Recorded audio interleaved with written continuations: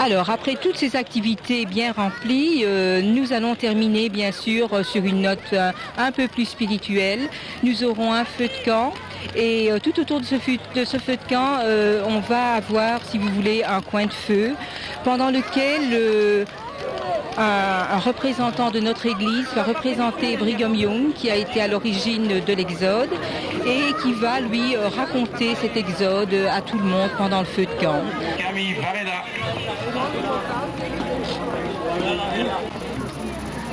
C'était un moment fort dans cette région de Charleroi qui apprenait à nous connaître tels que nous sommes. Et nous espérons que vous les amis qui nous avez rejoints ce soir, vous partagez notre joie de commémorer cet anniversaire. Alors mes chers frères, je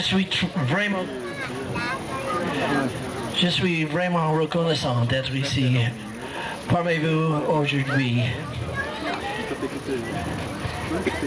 J'étais né dans l'église il y a longtemps, vous savez. J'étais missionnaire à Paris il y a 40 ans quand notre frère a dit. Et j'avais fait une mission parmi les personnes ici en Bruxelles, en Belgique, en Suisse et puis partout en France. J'avais travaillé dans les villes de Paris, de Nice, Angoulême, Limoges, Bordeaux, Lausanne en Suisse. Aujourd'hui, je suis très reconnaissant de ce qui s'est passé. J'ai regardé des pionniers dans les chemins de Charleroi. J'avais beaucoup de gratitude, beaucoup de reconnaissance pour les pionniers. Le président Monson nous a dit qu'un de ces jours, nos enfants, nos petits-enfants vont penser de nous comme des pionniers. S'il y avait quelqu'un parmi ceux qui s'étaient rassemblés avec les saints qui fut plus pauvre que moi, c'est parce qu'il n'avait rien. J'avais 2 enfants dont je devais prendre soin. J'étais veuf. Frère Brigham, aviez-vous des chaussures? Non. Pas la moindre chaussure à me mettre aux pieds, si ce n'est une paire de bottes empruntées. Je n'avais pas de vêtements d'hiver, à part un manteau fait maison que j'avais depuis 3 ou 4 ans. Les pantalons? Non. Qu'est-ce que vous faisiez? Vous vous en passiez? Non, j'en ai emprunté une paire jusqu'à ce que je puisse en obtenir une autre. Au cours du siècle dernier, tous ceux qui se sont convertis à l'Église au siècle dernier ont eu pour grand but, d'une part, de prêcher l'Évangile et d'autre part, de se réunir pour fonder Sion. Sion, c'est-à-dire l'ensemble de ceux qui ont le cœur pur. L'Église travaillait sur 2 axes. D'une part, la création de Sion, ce qui était tourné vers l'intérieur, et d'autre part, la création d'un système missionnaire permettant de faire connaître l'Évangile au monde entier, de lieu en lieu, d'État en État, et qu'au milieu de souffrances incroyables, ils ont à la fois pionniers et spirituels. En fait, ces personnes, au cours du siècle dernier, ces dizaines de milliers de saints, ont subi les pires souffrances, les pires privations, ont connu la faim, la mort, ont connu la tâche difficile de défricher une terre que personne n'avait jamais cultivée. Tout cela pour pouvoir faire ce que nous, les saints du XXe siècle, nous pouvons faire sans aucun effort particulier, sans aucune difficulté particulière. C'était un moment fort dans l'histoire de l'Église de Jésus-Christ des Saints des derniers jours. C'était un moment fort dans cette région de Charleroi qui apprenait à nous connaître tels que nous sommes. Et nous espérons que vous, les amis qui nous avez rejoints ce soir, vous partagez notre joie de commémorer cet anniversaire. Alors, mes chers frères, je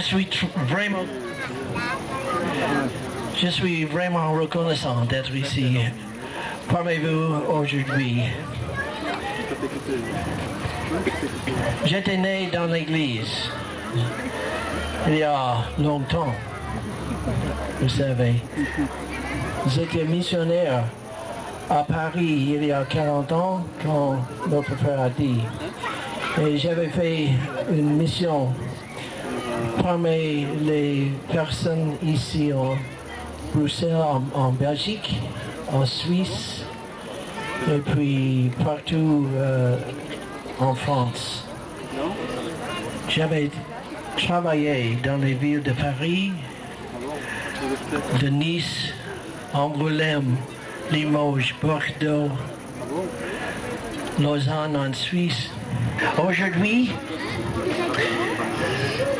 je suis très reconnaissant de ce qui s'est passé. J'ai regardé des pionniers dans les chemins de Charleroi. J'avais beaucoup de gratitude, beaucoup de reconnaissance pour les pionniers. Président Monson nous a dit qu'un de ces jours, nos enfants, nos petits-enfants vont penser de nous comme des pionniers. Il y avait quelqu'un parmi ceux qui s'étaient rassemblés avec les saints qui fut plus pauvre que moi. C'est parce qu'il n'avait rien. J'avais 2 enfants dont je devais prendre soin. J'étais veuf. Frère Brigham, aviez-vous des chaussures? Non. Pas la moindre chaussure à me mettre aux pieds, si ce n'est une paire de bottes empruntées. Je n'avais pas de vêtements d'hiver, à part un manteau fait maison que j'avais depuis 3 ou 4 ans. Les pantalons? Non. Qu'est-ce que vous faisiez? Vous vous en passiez? Non, j'en ai emprunté une paire jusqu'à ce que je puisse en obtenir une autre. Au cours du siècle dernier, tous ceux qui se sont convertis à l'Église au siècle dernier ont eu pour grand but, d'une part, de prêcher l'Évangile et d'autre part, de se réunir pour fonder Sion. Sion, c'est-à-dire l'ensemble de ceux qui ont le cœur pur. L'Église travaillait sur 2 axes.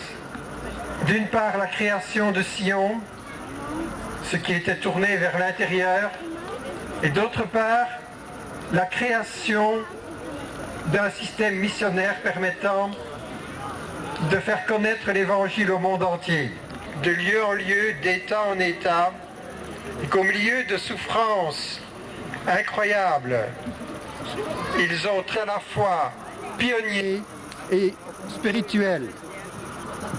En fait, ces personnes, au cours du siècle dernier, ces dizaines de milliers de saints, ont subi les pires souffrances, les pires privations, ont connu la faim, la mort, ont connu la tâche difficile de défricher une terre que personne n'avait jamais cultivée. Tout cela pour pouvoir faire ce que nous, les saints du XXe siècle, nous pouvons faire sans aucun effort particulier, sans aucune difficulté particulière, c'est-à-dire vivre les principes de l'Évangile. Si lors de cette journée commémorative, le nom de Brigham Young est sur toutes les lèvres, il ne faut pas oublier que c'est dans une lettre de 1840 que l'on trouve mentionnée pour la première fois la vision de Joseph Smith d'un lieu sûr préparé pour les saints, au loin vers les montagnes rocheuses. Joseph Smith a été le prophète de la révélation, en ce sens que notre Église, effectivement, est née en 1830 et qu'à ce moment-là, toujours suite à l'intolérance religieuse qui existait, Joseph Smith s'est un jour mis à genoux dans un bois, il avait 14 ans à l'époque, et il voulait savoir à quelle église il devait se joindre. Alors ça, c'était le point de départ sur lequel il fallait tabler, parce que toutes les églises, bien entendu, mentionnaient qu'elles étaient vraies, qu'elles appartenaient à l'évangile pur de Jésus-Christ, mais il y avait tellement de confusion, il y avait tellement de méchanceté autour de Joseph Smith, que celui-ci en est arrivé à demander à Dieu, et quand il a lu la Bible, l'épître de Jacques, il a compris qu'effectivement, il devait rechercher par l'esprit de la prière quelle était cette véritable Église. Et c'est à travers la prière qu'il a eu la révélation. Dieu le Père et Dieu le Fils lui sont apparus et lui ont dit à ce moment-là qu'aucune des églises sur la surface de la terre n'était vraie et qu'il fallait absolument que les clés de la prêtrise soient rétablies. Et c'est ce qui est arrivé dans les mois qui ont suivi. La prêtrise a été restaurée, l'autorité d'agir au nom de Jésus-Christ est revenue sur la terre et Joseph Smith a été le premier prophète de l'Église restaurée sur cette terre dans cette dispensation. Les deux premiers membres, et c'était Louis Doc et sa femme Marie de Lens. Ce sont les deux premiers pionniers de Charleroi.